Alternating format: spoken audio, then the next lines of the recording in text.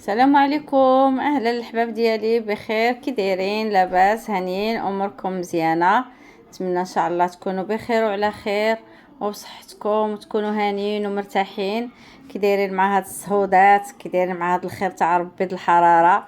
الحمد لله والشكر لله على نعمه الله اللي جاتنا، تنحاولوا نتحملوها حتى تدوز، اللهم لك الحمد يا ربي. واخا حنا المهم حنا راحنا شويه الحمد لله.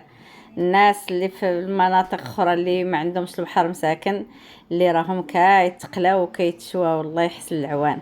المهم غندير معكم واحد ميني فلوغ في خريجه المهديه، انا وبنتي وبنياتها.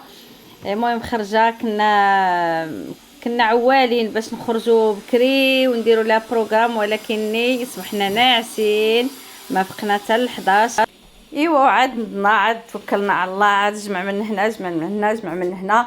المهم ما ديناش شي حاجه كثيره وما صوبناش شي حاجه كثيره، داكشي اللي قدرنا عليه الله دينا. المهم الاساس هو اننا دينا البنيات للبحر وتبحروا وعاموا وغسلوا مزيان المهم تمرمدوا مزيان في التراب وفي الماء، واحد 3 د السوايع تقريبا ولا 4 وحنا جالسين في البحر.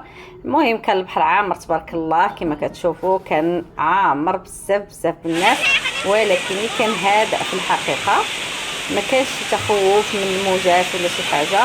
واصلا البنات كانوا كيعوموا غير على جنب البحر، كان داكشي هادئ بزاف بزاف. خليكم مع مقتطفات من البحر تشوفوا وتمتعوا عويناتكم.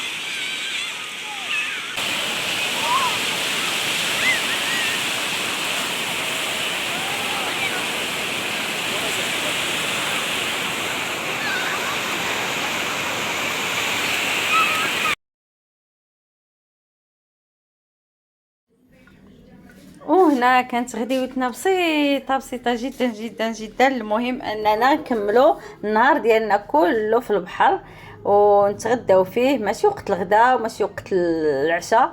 المهم ما بين الغداء والعشاء كانت العشيه، ودخلنا المارشي وخدينا شويه تاع السرديت ودرناه في الشوايه. كما كتعرفوا جنب مهديه راه كاين مارشي زوين، كاين عندي خاص غير بالحوت، حدا فين تيخرجوا الفلوكات ديال الحوت.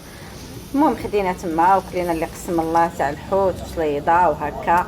المهم هذه هي الخرجه وهذا هي الحلاوه ديال البحر، ملي كتخرجي وتاكلي داكشي تابع البحر. المهم كانت الخرجه ديالنا بسيطه وقليله، ولكن كانت ممتعه جدا جدا جدا. ما كانت خرجه غير مكلفه، ولكن تمتعنا بها وتمتعوا بها البنيات ديالنا. نتمنى انتم ان شاء الله ديروا شي خريجه بحالنا وتكونوا بخير وعلى خير. خليت لكم الصحه والسلامه، والسلام عليكم.